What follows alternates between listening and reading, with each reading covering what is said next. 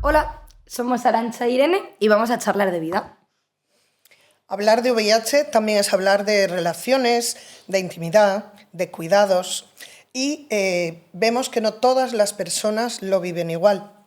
En este momento vamos a poner el foco, vamos a crear un espacio para hablar de las desigualdades y las dificultades que enfrentan cada día en su vida sexual y afectiva las mujeres que viven con VIH.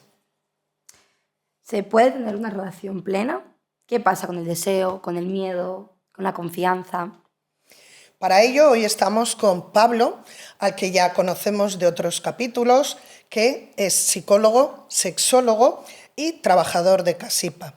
Y nos acompaña también Vanessa, mujer de 49 años, diagnosticada de VIH hace 21. Bienvenidos a los dos. Hola. Hola, buenas. Bueno, bienvenidos a los dos. Muchas gracias por estar aquí. Esperemos que paséis un ratito agradable con nosotras. Y vamos a empezar contigo, Vanessa. Para comenzar, bueno, Arantxa ya ha dicho que eres una mujer diagnosticada con VIH. Entonces, relacionado con esta sexualidad femenina de la que hablábamos ahora y de la que vamos a estar hablando en este capítulo, ¿cómo dirías que cambia la forma de vivir esta sexualidad desde tu diagnóstico, en caso de que creas que ha cambiado algo? A ver, cambia totalmente. A mí cuando me lo diagnosticaron, hace 21 años, en ese momento no pensé en la sexualidad, o sea, pensé en otras muchas cosas, pero no la sexualidad no se me pasó por la cabeza, porque no tenía una vida yo como para pensar en eso. Después sí sí lo vas pensando, ¿no? Cuando ya conoces a una persona o a una pareja. Yo en aquel momento lo decía. Aparte que en aquella época, o sea, por lo menos a mí, no me dieron medicación, pues porque los controles estaban bien, pero sí te decían que había que poner preservativo, por supuesto. O que no mantuvieras relaciones. O que no mantuviera que también relaciones, era otra opción. sí. Entonces, pues yo todo el mundo con el que tenía sexo, pues lo comentaba. No tuve con mucha gente, pero con la gente que lo tuve no tuve problema. Pero siempre era pues el preservativo, el miedo. Yo tenía muchísimo miedo a transmitir, aunque se pusiera preservativo, yo tenía muchísimo miedo. No disfrutaba de las relaciones por ese miedo. Y después pasé por otra época de ausentismo sexual, me puse como un cinturón de castidad y dejé de tener relaciones. Después conocí a un chico que se lo dije desde el primer día, me dijo que no había inconveniente, pero, a ver, no había inconveniente, pero a la hora de la práctica... En la teoría no había inconveniente, ¿no? Sí, en la práctica cambiábamos. Efectivamente, había que tener un pre y un post, pues muy aséptico, mucha desinfección antes, mucha desinfección después, que a mí pues me cortaba todo el rollo, obviamente.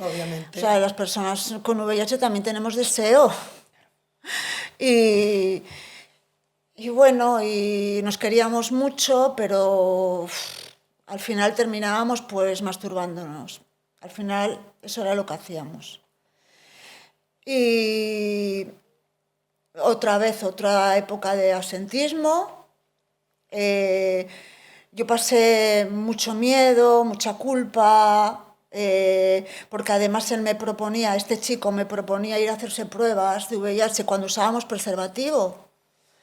Claro, entonces te reflejaba un poco su miedo, su preocupación. Claro, y era como, yo me sentía como, no era no valorada, pero era, no sé cómo explicarlo, como si no encajase en su vida, que nunca iba a encajar. Yo sabía que esa relación se iba a acabar. Aparte su familia tampoco, una parte de su familia tampoco me aceptaba por el diagnóstico. También cuando hablas de como estas fases de tu vida de absentismo, realmente crees que están completamente relacionadas al diagnóstico, Sí, supongo, claro, ¿no? claro, Al claro. final, supongo que por ese miedo a transmitir, al final, lo que tú has dicho, el no llegar a disfrutar de las relaciones sexuales, llega también un punto que dices, ¿hasta qué punto me está compensando tenerlas? Supongo, ¿no? No, no, Así, y por miedo a, porque antes siempre te decían que tenías que comunicarlo. Tú tienes que decir que tienes VIH, tú tienes que decir incluso con una sola relación. Entonces, claro, a mí me generaba tanta ansiedad y tanto miedo al rechazo que dije, pues mira, prefiero no tener relaciones pasar por todo este proceso, antes que ¿no? pasar por todo eso. Y pues tuve temporadas de eso, de no tener relaciones. Después, cuando llegó el diagnóstico de indetectable igual al transmisible, yo dije, me suelto la melena. Se acabó la intermitencia, ¿eh? Claro, pero hasta un punto que yo no me planteé, o sea, yo estaba tan preocupada de cuidar al otro que yo no me planteé que a mí me podían transmitir algo. Entonces, conocí a una persona y lo hice con él sin preservativo. Porque yo pensaba que la única que podía transmitir era yo. Claro. Ya. Y claro, luego pues me dijeron en el comi, pero chica, que si la otra persona tiene algo también te lo puede transmitir a ti. Dije, yo a mí eso no me cabía en la cabeza. Yo dije, no. La peligrosa soy yo. Claro, sí. Claro, yo decía, Es un no, foco no, no. enorme La única pestada soy yo. en la cabeza, sí. Y también como la falta de conciencia que tenemos, yo creo todos y todas, como al resto de ITS, ¿no? Que se habla mucho, que al final es como que centras muchísimo las infecciones de transmisión sexual a que al final como el problema, lo más grave es el VIH, El VIH. porque se asocia también a la cronicidad, al estigma, y entonces parece que A la falta como de todas las cura. demás ya, bueno, como ya te... Ya no son importantes, ya tengo eso una, es, ya, eso bueno. es, ¿no? A la Como- falta de cura, tengo la única que no se quita, o Claro. sea, es No, pero más relevante, Claro, la claro. Pero verdad. también incluso es que te puedes reinfectar de otra cepa. Sí, es cierto, eso es Eso muy es complejo cierto. de contar, pero es cierto que Claro. puedes adquirir Pero un bueno, lo VIH más- diferente Lo al más que ya tal es que tienes. te pueden transmitir una enfermedad de transmisión sexual, sí. Sí, sí, y debilitarte la salud. Si uno ya no Claro. tiene Claro. su sistema inmunitario muy potente, pues se junta el hambre con la gana de comer. Sí, eso es verdad, eso es Sí, verdad. al final, oye, pues eso, ¿no? Por no tener un diagnóstico, o sea, por tener o no tener un diagnóstico u otro, no hay que dejar de cuidarnos siempre Claro. para el resto de infecciones. Pero que- lo que os digo, a mí eso no se me pasó por la cabeza. Yo digo, bueno, yo ya, como yo ya no transmito, pues a mí yo ya no tengo como que seguir cuidando, ¿no? Claro, Porque era tu solo como el preocupación- cuidar a los demás. Sí, Sí. sí, tu preocupación desapareció y el relax se instaló Sí, sí. demasiado. Sí. Supongo que al final, entonces, ese miedo, cuando llega la indetectable es igual a intransmisible, desaparece prácticamente Sí. al completo. Yo ya había estado leyendo hacía tiempo y yo ya lo sabía, pero es que los médicos te decían que no, y entonces pues tampoco ibas a no hacer caso a los médicos. Ya, Vane, ¿tú crees que se habla bastante o lo que se debiera de sexualidad en la consulta o en espacios de apoyo? En la consulta no. En la consulta no se habla nada. En espacios de apoyo, bueno, en el COMI sí, en CESIDA, por ejemplo, a través de plataformas sí, pero en consulta no. Que debería de ser donde realmente pues, uno encuentra como una seguridad de que es una información veraz y de que nos la deberían de comunicar en primera persona. Pero realmente... Como tampoco se habla de salud mental, de lo que nos puede afectar a salud mental, es que no se habla, nada más que te dice cómo estás, cómo tienes los CD4, sí, pero no te dicen nada más. No, es complejo el reeducar, pero aquí estamos, pico y pala. Bueno, has hablado un poco de los miedos, de toda esa secuencia de intermitencia y de la liberación con el indetectable igual a intransmisible, pero ¿qué crees que ha significado para ti vivir la sexualidad con VIH? ¿Te has sentido en una limitación, en un contexto diferente al de las demás mujeres que no lo padecen? Sí, claro, a ver, uno por lo que os acabo de contar, por el miedo constante pues sí lo transmito, sí. Primero por el tener que comunicarlo, después por el miedo a si se rompe el preservativo, después por el notar que la otra persona está incómoda. Después porque hay veces que en las relaciones sexuales también se sangra y entonces pues la otra persona, o tienes la regla y esa persona ya te mira como miedo, angustia, mucha angustia y sí, me he sentido también muchas veces prejuzgada como irresponsable. Dentro de toda esta exteriorización que tú dices que siempre comunicabas a tus parejas sexuales, ¿el diagnóstico te has sentido rechazado? ¿Te han llegado a decir claramente, mira, pues entonces mejor esto? En algunas me he sentido rechazada, en otras no me volvieron a hablar más, en otras hubo otra que le dio un ataque de ansiedad, bueno, un ataque de pánico, se puso a vomitar y yo con mi rol de cuidadora, pues fui a sostenerle la cabeza y a darle información. No te preocupes, que yo soy indetectable, porque cuando yo era indetectable, porque le dije, no te preocupes, yo soy indetectable, no te preocupes que por mí no lo vas a tener, yo no te lo pude transmitir. Digo, ahora mira a ver con quién estás. Digo yo, hay un comité en Gijón que puedes ir a hacerte la prueba. El tío más hiperventilaba. Y es que más ¿Qué situación, ¿Qué situación? Digo yo si quieres te acompaño. Dije, no, entonces, vale, yo me voy. Dijo, no, por favor, quédate a dormir conmigo. No me tocaba, vamos, había 1 metro de distancia en la cama. Y al día siguiente, nada, marchamos, yo para un lado, él para otro, no me volvió a saludar más en el barrio. Y nos vemos casi todos los días. Nos reímos, pero qué duro, Qué duro de vivirlo. Lo que dices también, el rol de cuidadora, ¿no? Que al final yo creo que... De mujer. En la sociedad el machismo llega a tener que cuidar hasta cuando te están discriminando. Una gran parte importante de lo que vamos a hablar hoy aquí, las de la mujeres sexualidad nos y las educaron, mujeres... Sí, las mujeres nos educaron... Mira, yo nací en el 77, en la plena época de... Bueno...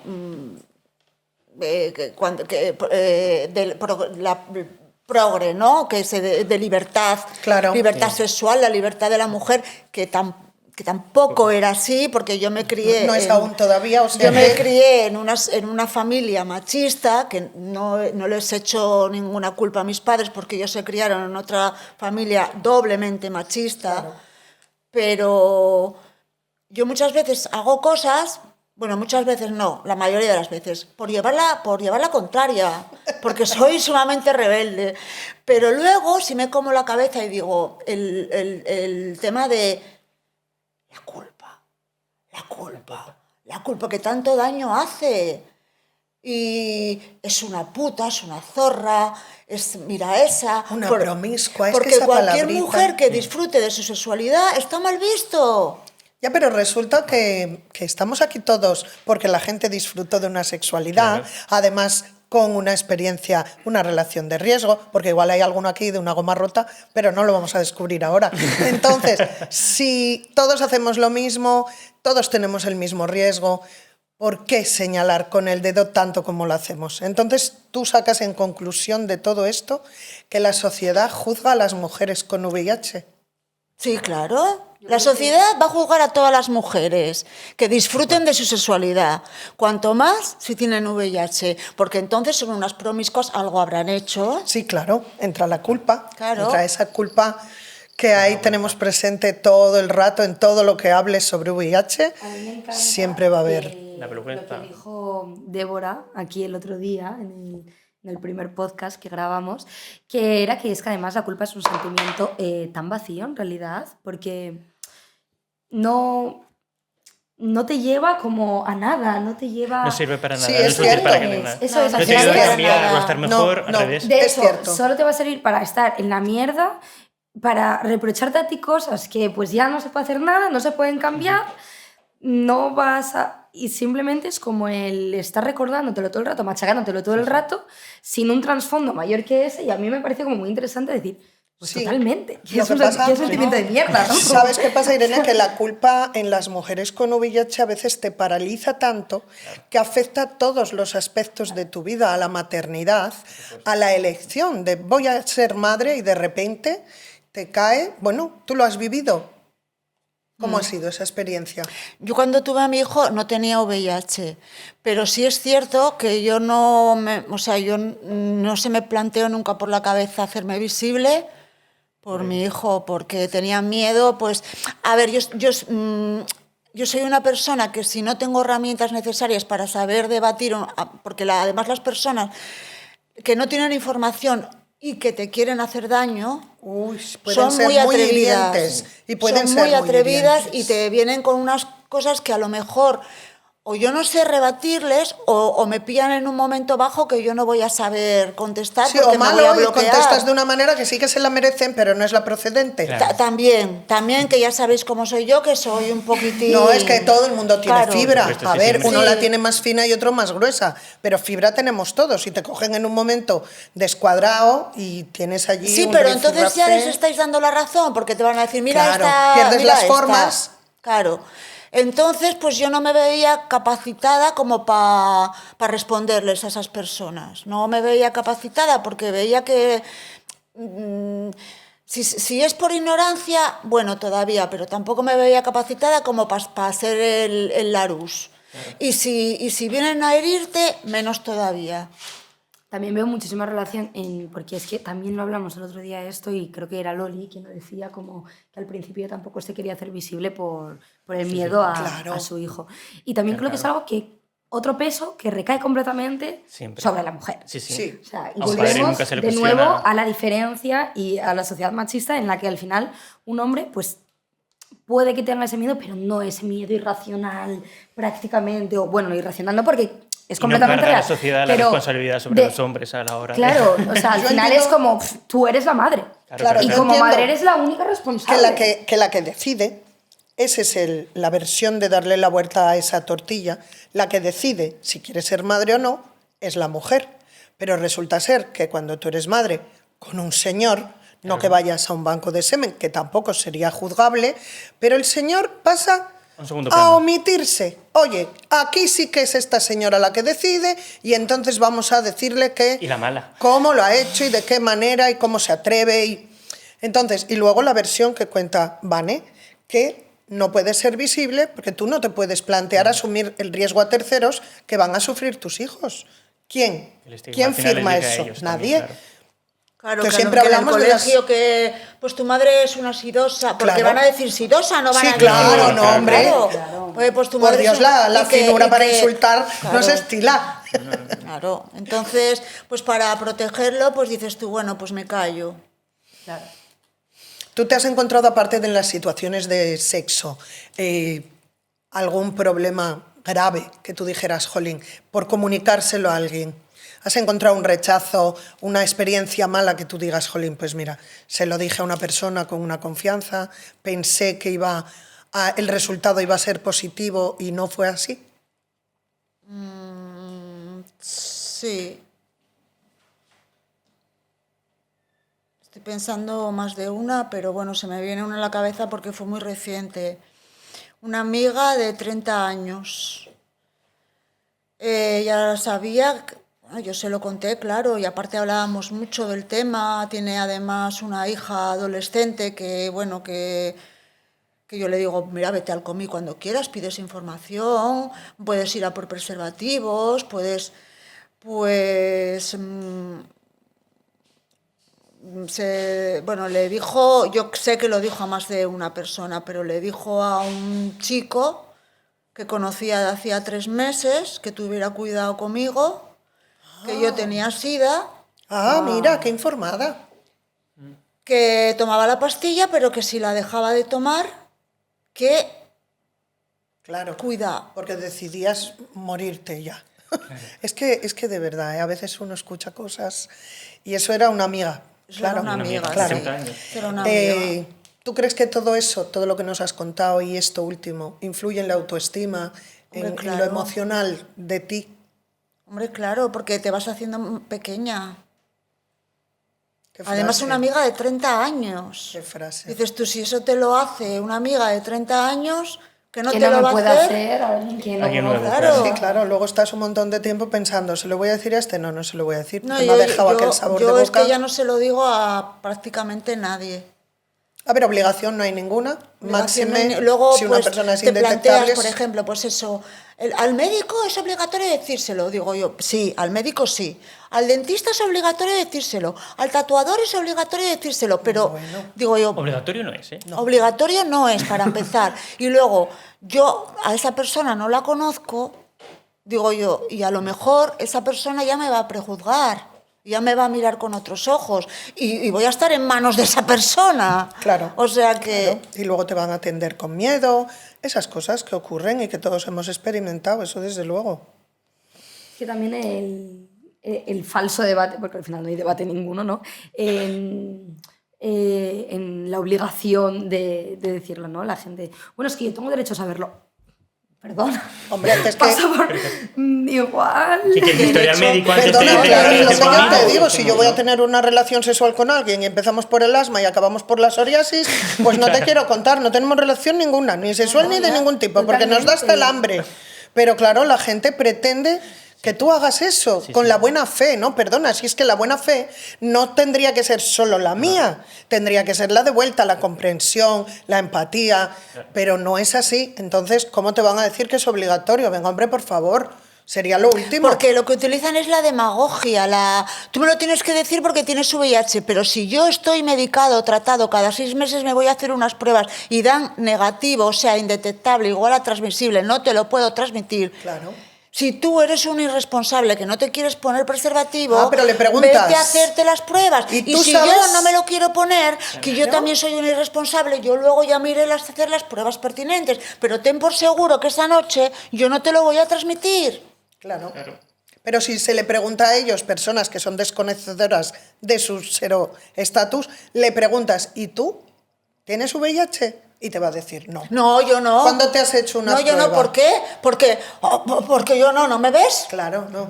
Sí, porque es yo así. no me ves, yo estoy sano. Y así todo. Pues aquí tenemos mucha pinta de salubridad, tú y yo. ¿A que sí? Hombre, por Dios. ¿Qué más cositas le vamos a preguntar a esta buena moza? Yo quería hablar con Pablo. Ah, vale, venga. Está aquí muy Me ha calladito tocado. a mi ladito. Entonces, también, un poco en relación a la pregunta que acaba de hacerle Aran a Vanessa, pues también se me ha ocurrido que tú como profesional, pues supongo que también puedas aportar un poco el cómo influye todo esto que Vanessa Todo nos esto que hemos cuenta hablado. de cara a la autoestima en general de las Las personas personas. con VIH. Pues por desgracia es verdad que Vanessa es un ejemplo demasiado bueno de cómo influye al final el estigma en las personas con VIH. En cuanto a la autoestima, pues eso, la sensación de que no valgo lo suficiente, o el miedo a voy a transmitírselo a alguien, ese es igual el miedo más generalizado, el que más acabas internalizando.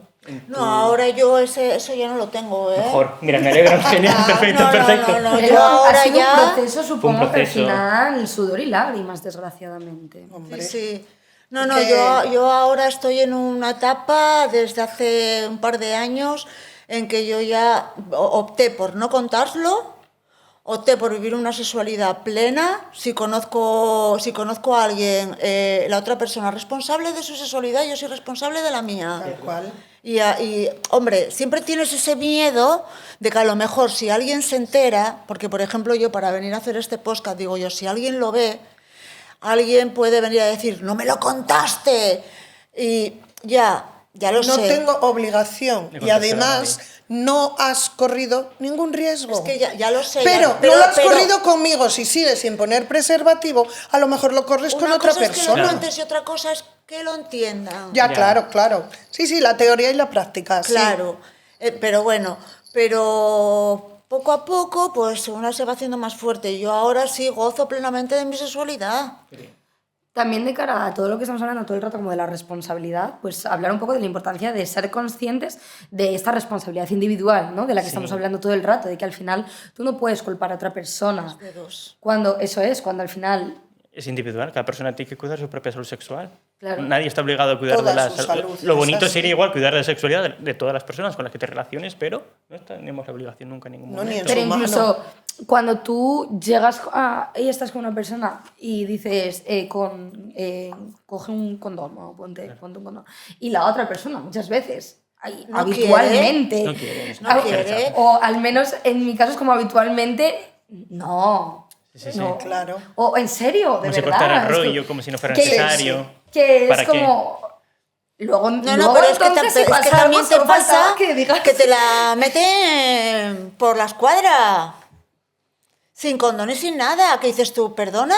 Los casos en que la gente no respeta la decisión de Sí, protegerse. Es que eso ya también es- pasa eso. Sí, sí, claro, claro. Ya, Y La dices realidad tú, es sí, que espérate, que ahora te voy Eso es a una decir agresión yo que tengo el diagnóstico, que te vas a caer de culo, porque si te hacen eso y le dices eso, lo más seguro que salgas con 4 hostias. Y es un delito, vamos, es un Es que delito. ya es quitarse que el es un preservativo delito, por sin eso. el Pero consentimiento de la ahora otra eso persona. también lo hacen. Se hace, por desgracia. Sí, sí, tiene un nombrecito.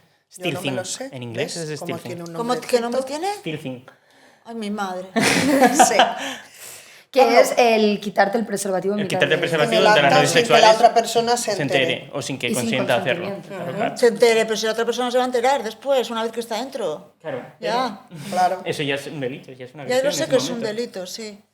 Pablo, ¿tú crees que tienes constancia de que a lo mejor los usuarios a los que atiendes, usuarias en este caso, tengan bloqueos en la sexualidad, tengan problemas, digamos que graves, como hablaba ella, pues de Muchísimos. tener una abstinencia y de quedarse ahí en el dique seco? En el dique seco, sí, lo de la autoexclusión que decimos de forma así como en psicología, que al final es eso, es esos periodos de abstinencia sexual, porque al final la sexualidad que has aprendido, que tienes que tener como mujer con VIH, es negativa, es sucio, es peligroso, eres un peligro, vas a infectar a cualquier persona con la que estés.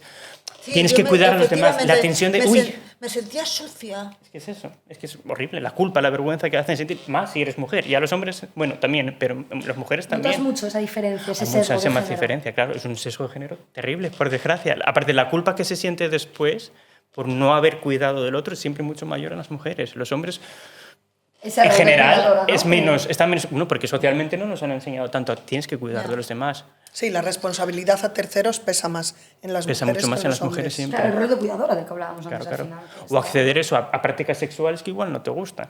O estar en relaciones que no deseas. O entras en unas dinámicas anónimas o esporádicas que no deseas, no es por placer de que te gusta el sexo esporádico, sino porque tengo miedo a que me rechacen. Yo sé que cuando lo voy a contar, ese miedo estigmatizado que comentabas, el miedo al rechazo, sé que no me van a querer, o siento que no me van a querer, que me van a rechazar. Igual porque lo he vivido directamente, hay gente que me ha dejado de saludar. Vivimos en el mismo barrio y no me saludan nunca más. Sí, sí. Como O si por el agresiones saludo- verbales o físicas, y nos ponemos en un extremo incluso de decir, jolín, También muchas veces yo creo que hablamos mucho como el cómo todo esto influye en la, pues eso, en el no disfrute de la sexualidad, y se habla muy poco, pero creo que es como igual de importante, no sé qué pensáis vosotros, de la hipersexualización, que también esto da lugar muchas veces, ¿no? Como el un poco lo que comentaba igual ella. sí, deseo, la necesidad constante también, y el cómo eso pues afecta de una forma negativa en realidad también. También a nivel a tu social sí que es forma verdad de- que puede eso, hipersexualizar, que eso, necesitar igual de alguna forma excesiva, que no me gusta esa palabra, ¿vale? No, claro. De mantener relaciones sexuales porque tiene esa carga ahí un poco moral a veces, que no es moral, es esa falta de decir, vale, pues he sufrido una experiencia tan negativa de rechazo tan continuo que ahora voy a irme al extremo contrario. No, pues ahora voy a disfrutar todo Claro, lo que yo no pueda, diría todo lo que como quiera. como sexo excesivo o algo así, porque ¿quién mide eso? No se puede medir, claro.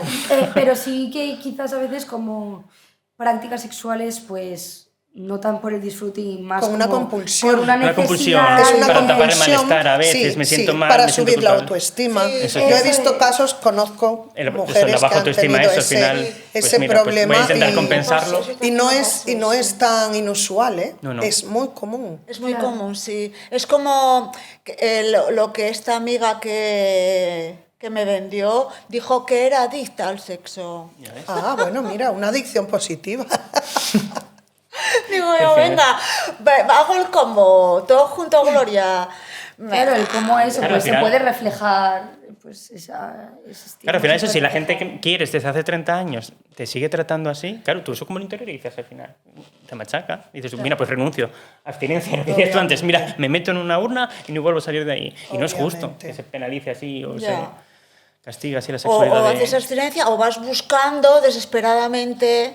También esa validación, esa igual desde fuera, no tengo validación, autoestima, me he sí. enseñado que no valgo Claro, más nada, sí, sí, que soy mala yo he persona. sacado esa conclusión de esos comportamientos y ves que no son realmente comportamientos promovidos por una conciencia en su estado normal, sino que es una compulsión, es una necesidad de tener una valía en alguna parte. En este momento y aquí, sí. pues a este tío le valgo mucho Claro. y ya me lo llevo para mi casa. Y ¿Qué sentirte pasa? deseada, ¿no? Que luego, Sí. claro, que Luego luego también te hace despiertas sentirte mal, y te sientes peor porque has hecho peor. cosas que igual no querías. Y no entonces deseabas hay gente realmente. que ahí a Que dos luego, que luego además... viene la culpa. No, y Otra además vez. luego hay gente que al no poder asumirlo, cuando ya amanece por la mañana, pues dice, ahora me tomo un par de vinos o un par de cualquier Eso puede cosa generar un problema mucho y mayor lo también. vivo de otra manera. Entonces, bueno, realmente son situaciones que estamos hablando como extremas, pero que no son No son tan raras, por inusuales. desgracia.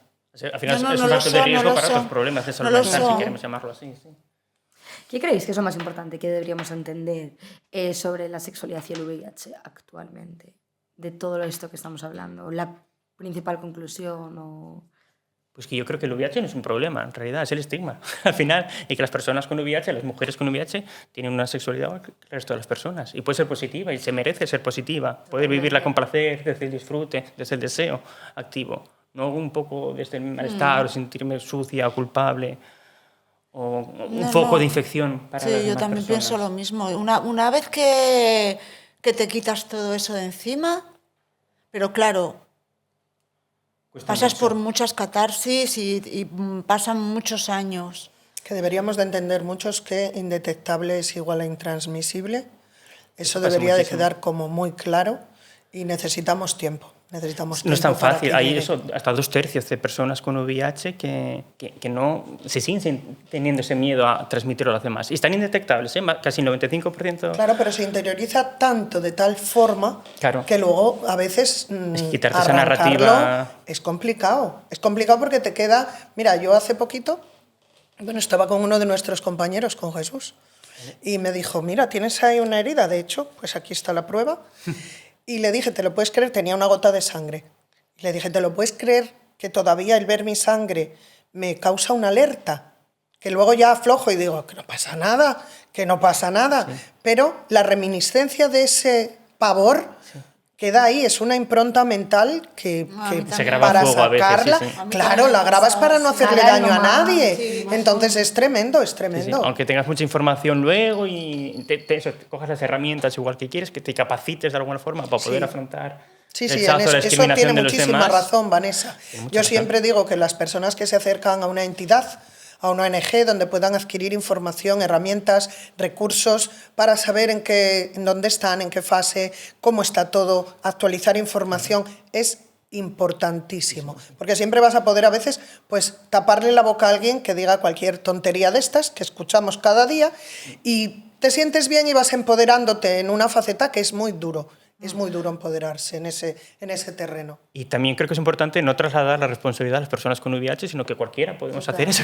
Cualquier persona puede tener esa información por supuesto. y comunicarla en su entorno social. Sí, hombre, que al final... a mí ir al comité me costó, Claro, me costó, porque era como, me hacía como un poco de xerofobia a mí misma, era como reconocer que, claro, entrar allí era como reconocer pues que tenía la enfermedad, algo, sí. Claro.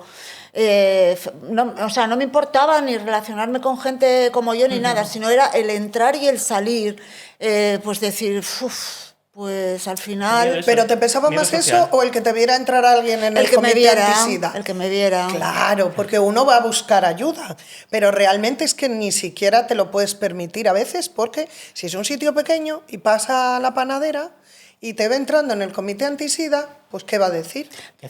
Pero es que mira, antes de ayer todavía estaba, no me parecían de aquí, de Gijón, un matrimonio joven y con otro mayor, debían de estar por Semana Santa, y señalaron el comité porque estaba la cortina corrida, y señalaron el comité, él lo señaló y ella puso un mal gesto. Sí, eso sigue pasando, sí. No nos va a adorar todo el planeta, pero bueno, nos quedamos con ese porcentaje alto de gente que parece alto, pero todavía muy bajo, que parece que no tiene problemas ni prejuicios con las personas que vivimos con VIH. Ya. Bueno, yo creo que ha quedado súper claro todos los apuntes importantes, ¿no?, con los que nos tenemos que quedar de este trocito de este podcast. Y lo único que añadiría es eso, pues de lo que hemos hablado ahora, de que la responsabilidad es individual, que no se nos puede olvidar que nadie está en la obligación ni tiene el derecho de conocer el estado serológico de otra persona, no sé que la otra persona quiera decirlo de forma individual, porque quiere.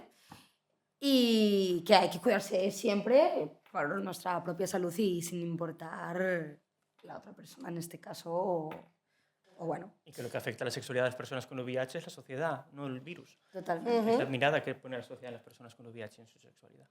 Así que bueno, muchísimas gracias a los dos. Muchas Muchas Ha sido gracias un placer por teneros vuestra aquí, mirada. Gracias a aquí esta vosotros. segunda vez.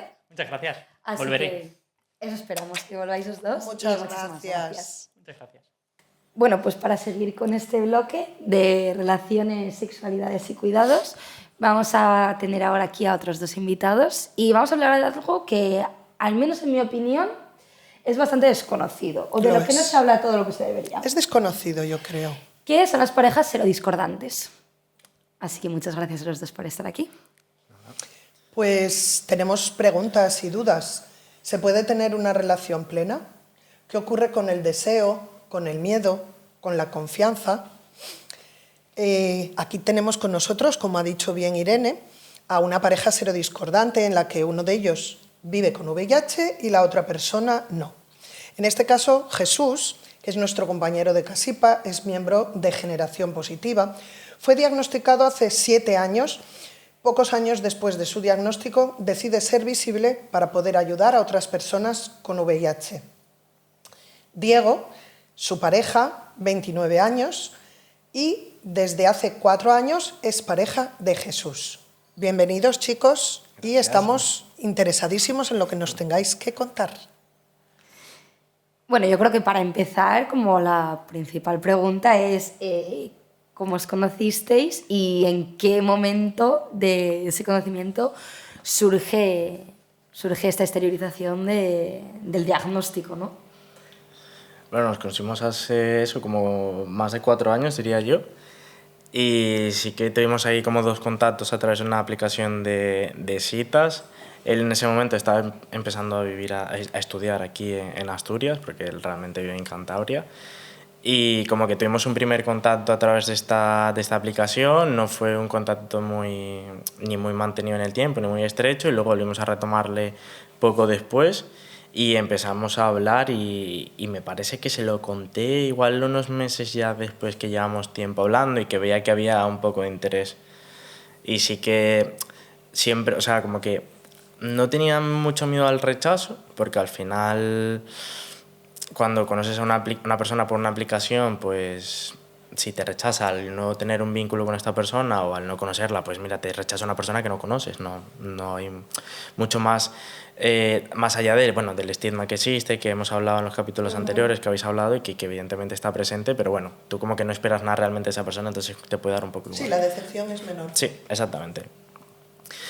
Pero sí que él tenía poca información, aparte, bueno, creo que le suele preocupar bastante el tema de las ITS en general.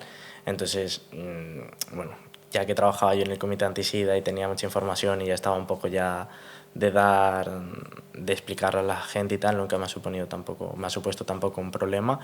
Se lo expliqué y creo que hubo interés de su parte, al menos eso percibí yo, y bueno, 4 años después. Diego, ¿cómo recuerdas haber vivido esa conversación? Bueno, a ver, la conversación surgió porque él en sus redes sociales, que ya se dedicaba al activismo, subía bastantes publicaciones respecto al tema del VIH, la concienciación y demás, y ahí surgió como la conversación de manera más o menos natural. Eso, que al ser una persona homosexual, el miedo que se tiene a las ITS yo creo que está mucho más inculcado, y yo especialmente soy una persona que se preocupa bastante por el tema. Y al empezar la relación con él y explicarme acerca de todo ello, pues me tranquilizó mucho más, o sea, me quedé mucho más tranquilo y de hecho con él... Pues, de cara a una posible transmisión y... Sí, en plan... Así que la curiosidad te llevó a la gran pregunta, ¿eh? Sí. A ver, sí que es cierto eso, que al final también era como que importante para mí, o siempre lo he pensado al menos, de que cuando me interesa una persona más allá de un mero encuentro sexual, quiero decir, si es algo para un día o una noche, como que tampoco le doy mucha más importancia porque hemos hablado de indetectables o intransmisible, yo sé que no transmito el VIH, por lo cual si las dos personas estamos de acuerdo en tener una práctica sexual sin preservativo, yo no tendría miedo de transmitirla a otra persona. Al menos el VIH, que hemos hablado ya de las ITS y que el riesgo sigue estando allí, yo no tenía la necesidad de contarle a nadie que tenía VIH. O sea, aparte era una persona visible, quiero decir, en mi Instagram ya habían cosas de Casipa, habían cosas de alguna campaña de SESIDA, entonces era como... Sí, ya le quedaron pistas. Claro, era un poco como si queréis entrar a mirar, podéis entrar y podéis hacer preguntas, no me importa, pero no lo voy a decir yo como una carta de presentación. Ya te habías dicho antes también eso, no me presento como hola, soy Jesús, soy asmático, tengo VIH y por las noches ronco, ¿sabes? Es estúpido. Pero sí que en este caso, como me interesaba Diego y quería tener una relación sexoafectiva con él, sí que veía importante de que la relación no se construyese en no en una mentira, pero no quería guardarme nada, porque yo soy Jesús y al final no me identifico como una persona con VIH, pero sí que es cierto que es algo que está presente en mi vida. Sí, se vive como una falta de honestidad, Claro. o de sinceridad, sí. Por parte de ambos, ¿hubo miedo o cierta inseguridad al principio? Bien por parte de Jesús de hablar de esto, ¿no? Lo que dices, yo quería contárselo, pero bueno, al principio puede ser algo que, jolín, a ver cómo lo afronto. Y por parte de Diego, una vez que él te lo exterioriza. Yo creo que, al menos yo, he utilizado el tema del VIH como un filtro. Yo sí quiero saber si la persona se quiere quedar o va a quedarse, para mí es como la pregunta clave, ¿sabes? Es como, tengo VIH. Y depende de su reacción y depende del interés y demás, ya te das cuenta si la persona realmente tiene interés, si la persona tiene un prejuicio, tiene un estigma, que normalmente se tiene, quiero decir, la desinformación al final es lo que es la raíz, ¿no? Del estigma y todo esto. Entonces yo lo utilizaba como un filtro. En el caso de Diego sí como que me da un poco de cosa decírselo porque, claro, o te puede salir bien o te puede salir mal. Entonces ahí sí que es como que te da un poco de miedo. Esa persona ya te importa, Claro, ¿no? Quieres que salga bien. quieres que Lo que hablábamos salga antes. bien. Quieres que te decepcione Exactamente. Una de las cosas que me encanta de Diego, además de que nos queremos un montón y que en estos 4 años hemos aprendido el uno del otro un montón, es que todo el desconocimiento que él ha podido tener o que ha tenido, lo ha querido aclarar siempre. O sea, siempre me ha preguntado, siempre ha estado dispuesto a buscar información, siempre ha puesto de su parte para Eso es estar muy informado importante. y para apoyarme, porque hablamos de indetectables o intransmisible y que una persona con VIH ahora puede tener una vida digna, una calidad de vida que es real, pero muchas veces el peso que seguimos teniendo las personas con VIH a nivel psicológico es muy fuerte, que al final solamente le llevamos nosotras. Tenemos días malos, días buenos, días en los que el diagnóstico pesa más, así estés indetectable, así lleves tantos años, así hagas campañas, así trabajes en torno porque hay circunstancias Claro. a veces que hacen que esté más presente. Yo quería saber, Diego, cuando llegaste a la información de indetectable igual a intransmisible, ¿eso para ti supuso una tranquilidad? ¿Te acuerdas de ese momento? Sí, evidentemente en cuanto... la información que tenía previa a estar con Jesús igual es la de a nivel que tiene mucha gente a día de hoy, que es, por decirlo así, la desinformación poco actualizada, casi que cuando era VIH igual a SIDA y todo lo demás. Entonces, el obtener esa información fue como, evidentemente, te facilita muchísimo las cosas. Claro que respecto a ver, en plan, respecto a iniciar una relación y tal. A ver, yo consulté además al médico, pues no sé, y le consulté a mi médico en plan si requería tomar yo algo, o sea, para mí incluso la PrEP era algo... Sí. Era algo nuevo, que no tenía información de ello, pero incluso llegué a consultar a mi médico si aún así sería necesario y tal, y la verdad es que el médico me dijo que no, que si era con tal, que no había necesidad de Claro, ningún con una tipo persona de indetectable no hay de problema. tal. Y pues con la confianza que te da una persona al médico, dentro del activismo y tal, pues sí, tal. Al final yo creo que también aquí es muy importante, pues eso, ¿no? El cómo tú te has molestado en conocer, en informarte. Y también lo que decía Jesús al principio, que es que al final el desconocimiento es habitual, no es algo que tienes de culpabilizar a la otra persona, porque al final, si nadie te enseña nunca, pues no vas a aprenderlo, y lo importante es el cómo tú reacciones ante esa información que tú no conoces, ¿no? O sea, y también, pues, lo que decías, el estigma está presente en todas las personas. Ahora, el cómo tú reacciones ante este estigma, el cómo tú actúes ante esta falta de conocimiento, al final es lo importante, y eso que te hace ver si esa persona que tú tienes a tu lado realmente se merece estar a tu lado, ¿no? Sí, es cierto que a nivel de pareja, o sea, el nivel de pareja es súper complejo porque lo decía Vane antes, ¿no? Como que ya luego que tú pasas tu propio duelo, tu propia periodo de aceptación, que vas haciendo cosas, que te vas abriendo al mundo y demás, llega la fase de que tú eres visible en tu entorno, eres visible con tu familia, eres visible en todo tu alrededor, y has pasado eso, estás contentísimo y de repente tienes que ser visible en una familia nueva. Tienes Claro. que decírselo a tu suegra, tienes que Claro, decírselo porque la persona a tu no viene suegro. solita. Claro, tienes que decírselo a tu familia y Como de nuevo el claro, proceso, porque ¿no? en mi caso yo sentí otra vez ese miedo de ¿y si esta gente me rechaza por? ¿Y si esta gente le dice a su hijo o a Diego, oye, te aseguro? Y vuelves otra vez como a retroceder. Porque, o sea, lo dicho, por más herramientas que tengas, por más veces que pases, por más veces que hables del tema, no es que seamos personas a que ahora que nos resbalan cosas. No vamos a decir que no nos resbalen, porque ciertamente sí, pero hay Según cosas... de quién provenga, claro según que de, sí, según o de sea... quién venga te pueden afectar más o menos. Y yo creo que ese tema lo arrastramos bastante tiempo porque no se hablaba en su casa de lo mío.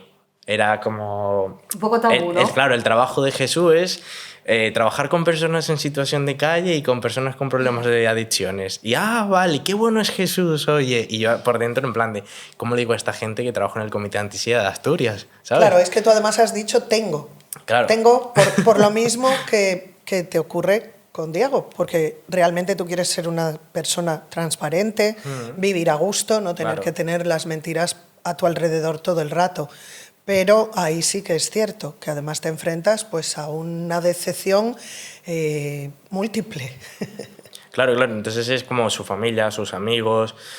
Y en una cena, ¿no? Familiar. ¿En qué trabajas tú? Y tú. Bueno, verás. Hemos abierto el melón. Claro. Bueno, verás, y ahora, evidentemente, afortunadamente, bueno, llevamos bastante tiempo, que siempre hago la broma de que una relación de hombres, de hombres gays se cuenta como años de vida de gatos. Un año son 4 años, o movidas así. Es como las andaluzas claro. y los vascos, ¿no? Nosotros ahora mismo llevamos un montón, que se llegan 4 años, y sí que he notado como que se ha evolucionado muchísimo a nivel familiar. Quiero decir, yo ya me encuentro muy a gusto hablando de mi trabajo, la gente sabe que yo tengo una medicación crónica, yo puedo hablar del VIH, puedo hablar de que voy a un congreso, puedo hablar de que participo aquí, de que trabajo aquí, y me siento mucho mejor en ese sentido. Sí que es cierto que, bueno, que hay como está mi familia que te puede decir desde cualquier burrada referente al tema, desde el respeto, el amor y demás, porque lo manejamos así en casa, como en esta otra que es como mucho más políticamente correcto, porque bueno, hay mucho más cuidado, pero bueno, que está bien que se evolucione. ¿Dirías que esa es una de las partes más difíciles de, pues eso, de iniciar una relación, a la hora de...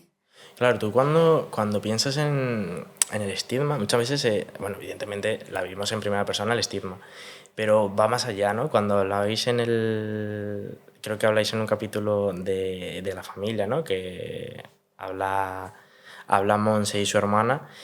Claro, tú piensas que hay un estigma indirecto que muchas veces sufren las personas que están a tu alrededor, que en este caso puede ser tu familia o puede ser pues, tu familia política. Y como que cae en nuestra responsabilidad asumida de tengo que intentar lidiar con todos estos estigmas y trabajarlos, porque esta gente la está pasando mal y yo no quiero que la pasen mal. Entonces tú pasas de estar y haber trabajado en ti y estar pleno a enfrentarte con el estigma de otra persona, que aparte, claro, viene acompañado de prejuicios. Además yo como persona migrante, pues una de las míticas preguntas es, ¿pero tú cuando vivías en Venezuela tenías VIH?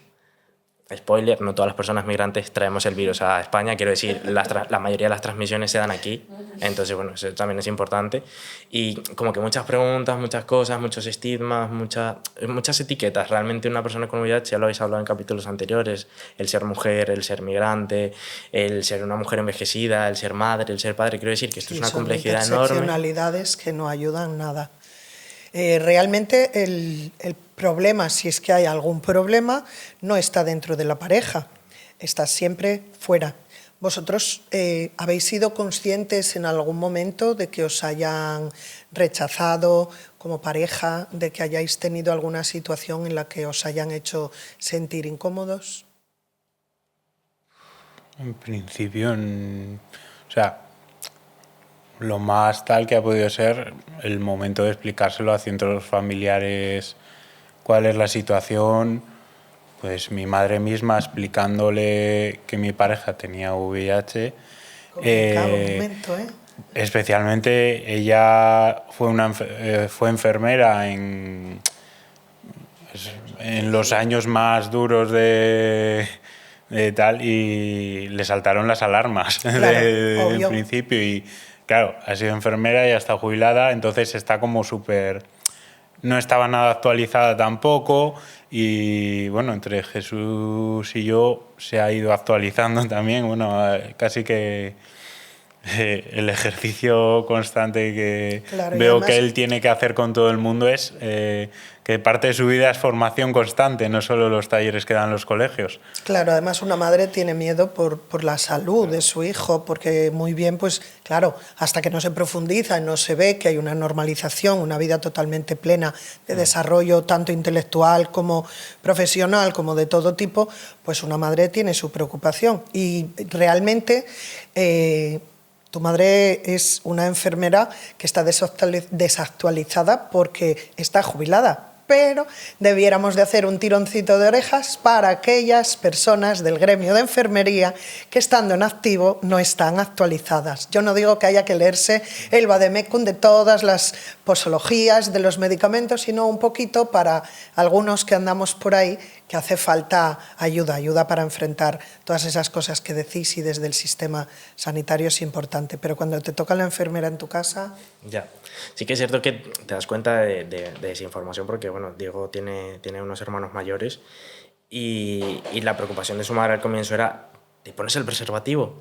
Que quiero decir, es válido, quiero decir, hay mucho más que el VIH, yo no creo que ella lo haya asociado a mucho más del VIH, pero no tenía el mismo cuidado con su hijo mayor, porque claro, es una persona heterosexual y creo que, bueno, igual en algún momento habrán tenido la conversación de, oye, es importante el uso del preservativo y demás, pero no se dio claro, más. De los demás no se sabe. Claro, entonces, claro. Bueno, pero pues como oye, de este se sabía que, bueno, que además estaba con uno con VIH, pues es como, tienes que utilizarlo bueno, porque... y también lo que decía Diego al principio, ¿no? Yo como hombre homosexual al final sigo vinculando eso que culturalmente está arraigado a...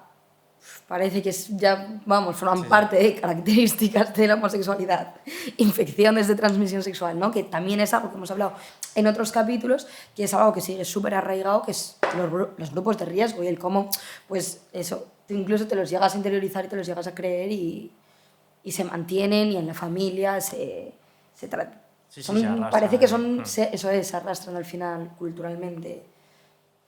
Es súper importante, no sé, que además, o sea, modelos de pareja actualmente conocemos un montón.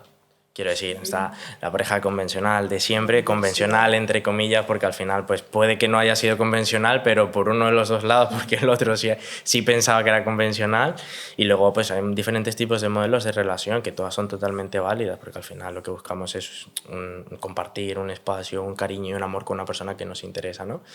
Y es como que dejarle muy claro a la sociedad en general, a las parejas serodiscordantes o parejas sin ningún tipo de patologías, es que el amor no protege realmente. Que yo puedo marcar un modelo de relación con mi pareja, pero la salud sexual es tan importante como mirarnos el colesterol una vez al año, como si tenemos fiebre, saber que podemos tener algún tipo de infección, pues exactamente igual, ¿no? Entonces, irse una vez al año en pareja, o sea, que sea parte de una rutina de pareja, ¿por qué no? Hacernos una serología, oye, ¿por qué no? ir juntos al sitio y explicarle al médico, oye, somos pareja, pero oye, que no hemos hecho unas pruebas, que es totalmente válido, quiero decir. No necesitamos tener un chancro, una secreción, supuesto, un malestar, de claro. la salud propia. Entonces, y de la de la pareja. Muchas veces como que se olvida, ¿no? Es como, yo tengo una pareja de hace 10 años. Y es como, vale, genial. ¿Qué modelo de pareja tenéis? Bueno, una pareja cerrada. Y yo, vale, estupendo. ¿Nunca te has hecho una prueba? No, nunca. Y se conocen de casos muchísimos además, de personas que se han casado una vez, han sido pareja con una sola persona y han tenido VIH. Entonces, ¿de dónde sale el virus? ¿De un litro de leche con la infección? No. Sale porque, bueno, el modelo de pareja igual no era tan cerrado como se pensaba y, bueno, han pasado cositas y la gente tiene que saber que esto pasa, tiene que saber que hay riesgos, tiene que preocuparse por su salud sexual porque al final... Sí, vivir en una Claro, realidad... es que es como que eso simplemente no, nos da vergüenza y en general como el ir a pedir eso, como que la gente se entere de que tienes vida sexual, Claro, todo lo relacionado al final, como, no, yo no voy a ir al médico a pedir una serología porque, claro, eso significa que follo. ¿Qué van ¿no? a Entonces, pensar? qué vergüenza. ¿Qué ¿no? van a pensar? Ya partiendo de esa base. Pues oiga, que tiene usted una vida sexual activa. Es que luego además te lo ponen como una definición. Persona con vida sexual activa. Pues eso tiene unas consecuencias. Sí. Oiga, hágase responsable la parte que a usted le corresponde. Bueno, con todo esto que hemos hablado, ¿qué le podríais decir vosotros a una persona que pretende comenzar una relación con otra persona que tenga VIH? ¿Qué le dirías tú, Diego? A ver, yo repito un poco. Desde que estoy con Jesús, mi tranquilidad respecto al tema de mi salud sexual es incluso muchísimo mejor que cuando tenía otras parejas, tanto por la formación que me ha dado él, como al final, no sé, el indetectable igual el intransmisible, todos esos aspectos que por el tema de la seguridad, mientras haya sinceridad entre la pareja y tal, no es la preocupación. Y por otro lado, puedes preocuparte más, o sea, puede que te puedas preocupar más por cuál es la estabilidad, o sea, el estado emocional de tu pareja. Ajá. O que en mi caso, por ejemplo, disfruto viendo cómo él no sufre tanto, o sea, no sufre por su condición, sino que la ha hecho, o sea, no solo su escudo, sino su bandera, y lo está usando para ayudar a otros. Y eso para mí es un placer verlo, no, pero otras personas puede que igual sí tengan que apoyar a esa persona en situaciones, en momentos más bajos, que a ver, como claro, todos podemos tener momentos más bajos y tal. Cierto, cierto, pues una buena recomendación, muy buena. Qué bonito. Yo diría que si tú cuando realmente tienes un interés real por alguien, real, quiero decir, no, o sea, yo cuando vi a Diego el primer día no supe que querría vivir con él el resto de la vida y crear cosas y una familia y proyectar un futuro, pero tú lo sabes con el tiempo, a claro, corto plazo, normalmente. Y yo les recomendaría que construyesen su relación, aparte utilizo siempre esto que me dijo Diego desde el comienzo, es como, yo quiero construir una relación estable, entonces para construir una relación estable hay que hacer unos buenos cimientos y para eso lleva tiempo. O sea, lleva tiempo y es un proceso constante de hablar temas incómodos, de muchas veces enfadarse, de hacer un trabajo que muchas veces, como cuesta tanto, lo dejamos. Y el dejar hace que todo se crezca en inestabilidad. Yo que tengáis esas conversaciones incómodas, cuéntale a tu pareja o a la persona que piensas que quieres que tienes VIH, porque no vas a dejar de tener VIH. Claro. O sí, en un futuro si aparece una cura. Pero ¿por qué tendrías que tomar unas medicaciones a escondidas? ¿Por qué tendrías que pasar un duelo solo? ¿Por qué tendrías que llevar una carga tú solo si la persona que está a tu lado te dice que te quiere y ese querer sabemos que abarca todo? Que abarca todo, desde problemas de salud hasta problemas en familiares y aunque el VIH igual no sea un problema para ti, es un peso que no deberías de cargar solo. Claro. Y detectables igual intransmisibles. Las cargas entre dos son más llevaderas. Claro, nuestra pareja al final, pues eso, no tiene que estar ahí en los... Oye, en los momentos buenos claro, puede estar cualquiera. los momentos malos es cuando realmente se demuestra quién está, ¿no? Y al final nuestra pareja tiene que estar ahí en esos momentos. Y que si tienen dudas, que acudan a las entidades sociales que hay en las localidades, que tenemos máster en explicar identidad lesiva intransmisible. Hay un montón de parejas discordantes, que son mamás, que son papás, que son abuelas. Quiero decir que hay ejemplos para que la gente crea que realmente esto es real, que es una evidencia científica, que no simplemente estamos parando aquí y contar algo que ha salido, no. Es que lo podemos demostrar nosotras mismas. Pues hoy nos llevamos algo muy importante, saber que una pareja no se construye desde el miedo, ni desde la desconfianza, ni desde el secretismo, que se transforma todo cuando hay, como ha comentado Diego, un interés positivo, un interés real de ayudar, de apoyar, de informarse para eliminar todas esas barreras que hacen que una relación se pueda tambalear. El VIH no define una relación, pero realmente puede enseñarnos a comunicarnos mejor, como hemos visto en la historia de Diego y de Jesús, aprender a cuidarse de una forma diferente y a entender y crecer al lado del otro. Bueno, yo os agradezco mucho, que siempre digo lo mismo, pero es que me presta muchísimo tener todos los invitados e invitadas que estamos teniendo en estos capítulos. Agradezco mucho que hayáis estado aquí. Diego, sobre todo a ti, porque sé que para ti esto se pone un esfuerzo, así que hayas aceptado nuestra invitación es un halago para nosotras. Sí. La verdad, estamos muy contentas y nos escuchamos en el próximo capítulo. Muchas gracias. Gracias a vosotros.